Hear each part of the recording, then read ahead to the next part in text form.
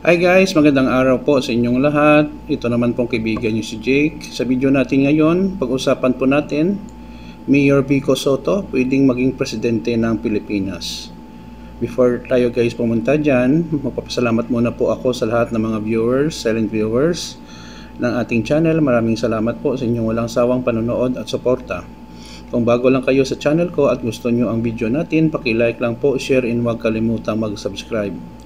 Guys, baka mabigla kayo, ang ating channel ay nagsimula muli from scratch kasi nahack po ang aking Gmail at YouTube account.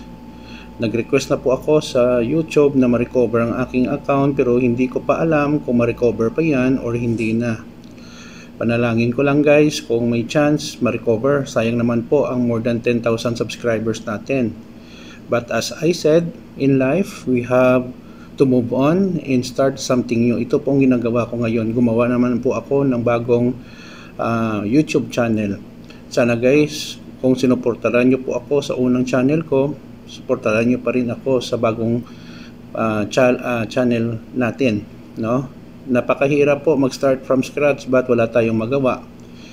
Just like a fighter, we just move on and fight back and laban lang tayo sa buhay. Ang importante lang po, we acknowledge God and then wala lang po tayong tinatapakang tao at tumutulong lang tayo sa ating bayan at bansa. So ito po ang ating topic for today. Mayor Vico Soto pwede maging presidente ng ating bansa. Ang sagot ko po personally, yes. Bakit po? Number 1, Pilipino po siya.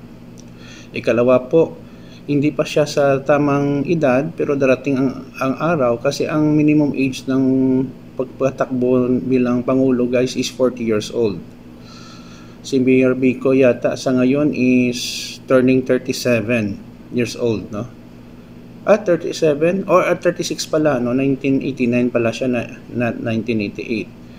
So pwede talaga at saka ang kanyang track record bilang city councilor at naging mayor ngayon ng Pasig ay sobra-sobra, So i-share ko lang sa inyo guys, ano ba ang mga na-achieve ni Mayor Vico, Una-una guys, major renovation and conversion of Pasig City Hope Medical Center. Isinagawa ang komprehensibong pag-ayos at pagbabago ng Pasig City Hope Medical Center upang mapabuting serbisyo medikal para sa mga residente. Ito pang una, Ikalawa po, distribution of go bag to all Pasigueño families.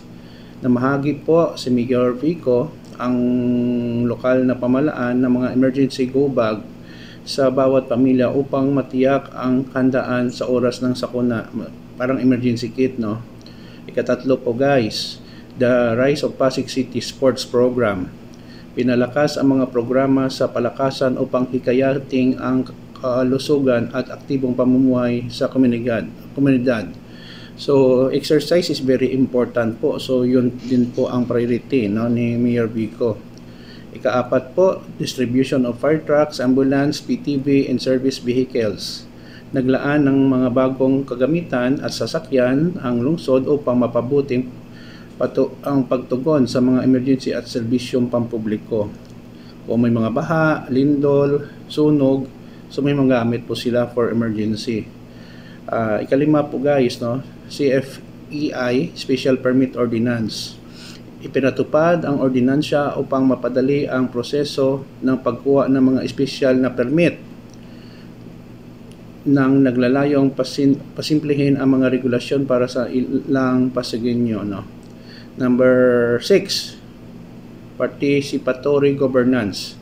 Pinalakas ang pakikilahok ng mga mamamayan sa pamamagitan ng mga konsultasyon at bukas na dialogo upang matiyak na ang mga desisyon ng pamahalaan ay tumutugon sa pangangailangan ng komunidad. Giving the constituent of Pasig a voice, para at least makalahok sila sa mga discussion at decision making. Ikapito po guys, improvement ng mga may bunga rainforest park. Pagpapaganda ng mga rainforest park ng tulad ng senior citizens parks, pavilion, lagoon, campsite at iba pa. Ikawalo po guys, Pasig LGU Human Resources Mass Regularization Program Mula sa 14% noong 2018, umabot na sa 56% ang kabuang empleyado na may permanenteng estado na nanglalayong mabigyan ng seguridad sa trabaho ang mga kawani ng lokal na pamahalaan. Ito po maganda guys, kasi alam natin no, sa government, hindi naman lahat may palakasan, so mahirap talaga na walang job security. Sabi nga nila sa government may security of tenure, so kung casual ka, job order ka for a long time, wala kang mga benefits like GSIS, Pag-ibig, iba pa no, clothing allowance, mga benepisyo. Ikasyam, progreso sa pabahay. Simula ng construction ng tawiran housing at awarded na mga kontrata sa daang bangka. Rosario, 2 malalaking proyekto pabahay sa lungsod. Ikasampu po, expansion of the Pasig City Scholarship Program. Nasa humigit kumulang 25,000 estudyanteng Pasigueño ang nasa ilalim ng proyekto. Kabilang din dito ang mga nasa ilalim ng Pag-asa Scholarship Program, kung saan ang mga Pasigueño ay pinag-aaral sa mga pribadong paaralan ng walang binabayad na matrikula. Ito pong maganda. Karamihan kasi ng mga LGU, kung paaralin ka, mga estudyante, sa public school, wala naman bayad sa public school sa ngayon. So ito, nagbibigay po ng opportunity sa mga Pasigueño na mga kabataan o mga residente na makapag-aral sila sa pribadong paaralan na libre. Okay? Yun po guys, sa mga 10 nagawa ni Mayor Vico Soto no, sa taong 2024 last year po. So, I guess po sa kanyang ginawa, pwede talaga sa maging Pangulo. At naka-receive po siya ito ng citation sa American Award na anti-corruption. Yun lang po guys, maraming salamat po sa inyong walang sawang panonood at suporta. Please like, share, and huwag kalimutang mag-subscribe. Mahal ko kayo guys. Please support my channel guys. Ingat po tayo lagi. Mahalin natin ang Pilipinas. Keep safe everyone. Kita-kita po tayo guys sa sunod na video. Ito naman pong kaibigan News Jake. Paalam.